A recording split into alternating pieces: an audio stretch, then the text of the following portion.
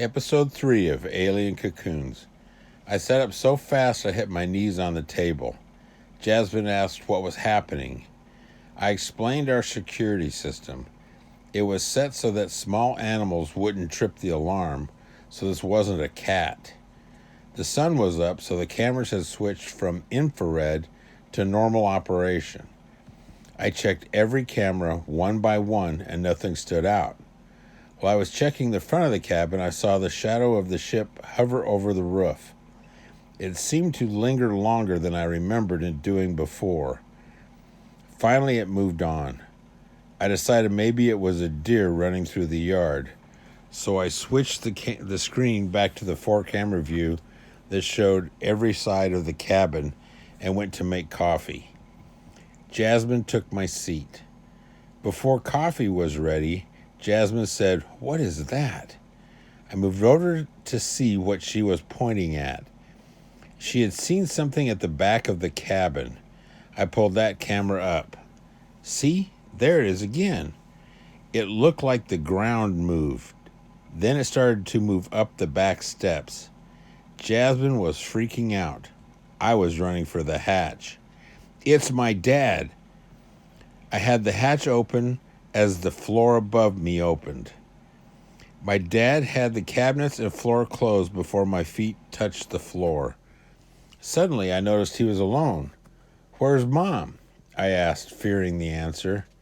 "She's in Troutdale." "What's she doing in Troutdale?" "They have her." My eyes filled with tears. Yes, I'm not supposed to cry, so I did my best to control myself. My dad wasn't doing much better. They were high school sweethearts. They were always together. What happened? He started with Friday night. There was a strange fog outside. It seemed to be different shades of color, but mostly a pale orange. Mom went outside to see what was going on.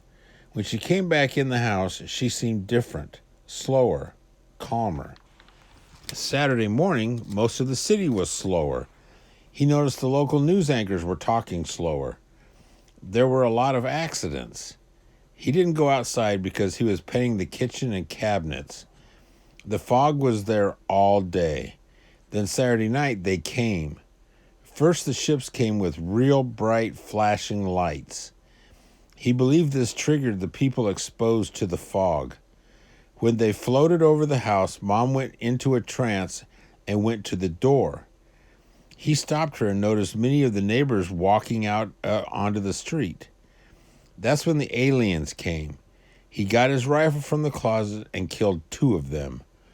While he was doing that, Mom left through the back door. He tried finding her, but she was gone. After he had killed 2 of them, they were everywhere. He hid in the crawl space while the aliens searched the house, garage, and the neighbors' houses. When they left, it seemed like the neighborhood was empty, so he tried to follow the mass of people. The aliens were moving them toward the high school. Once he had determined where they had gone, he knew he needed help, so he put together his equipment, camouflaged his Jeep, and made his way to our compound.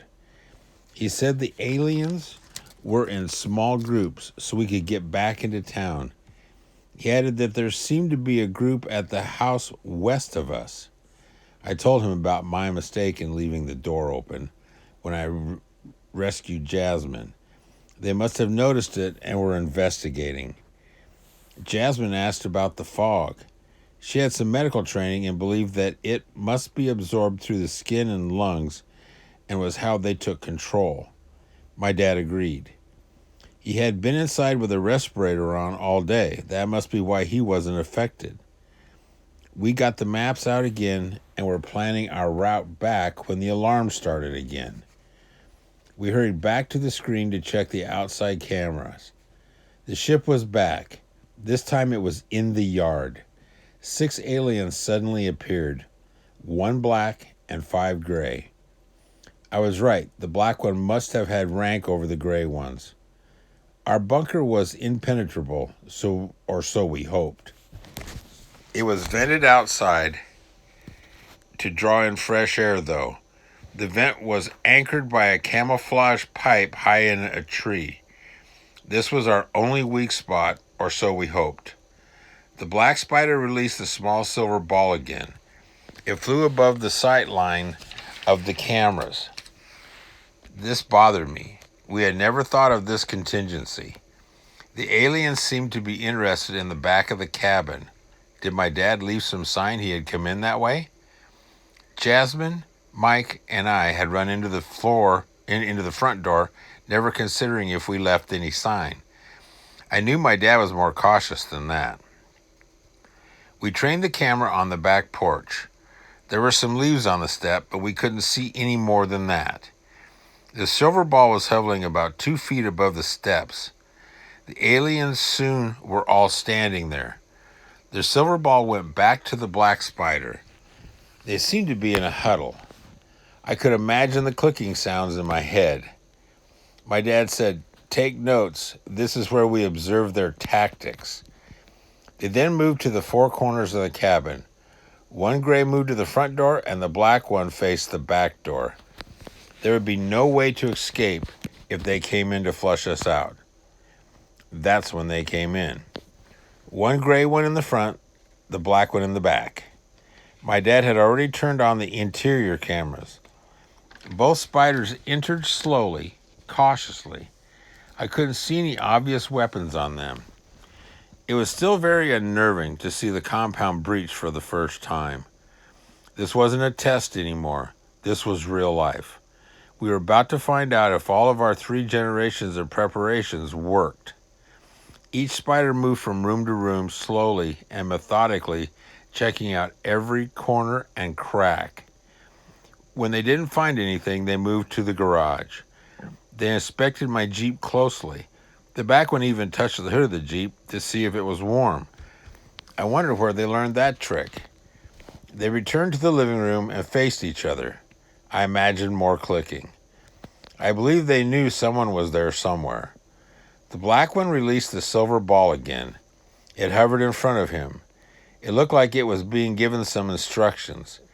It then repeated the same routine the spiders had done. It moved through every room.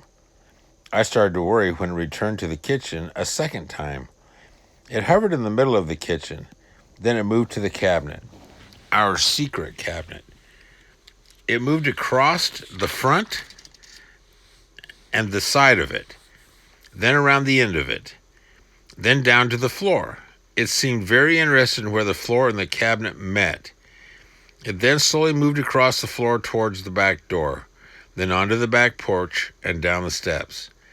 It then slowly went back to the front of the cabinet. It was tracing the steps my dad would have taken to get into our secret bunker.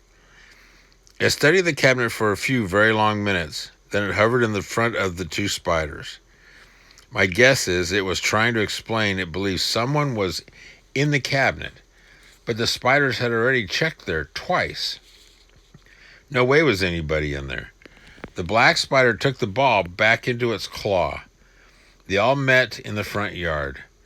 They seemed to be discussing options.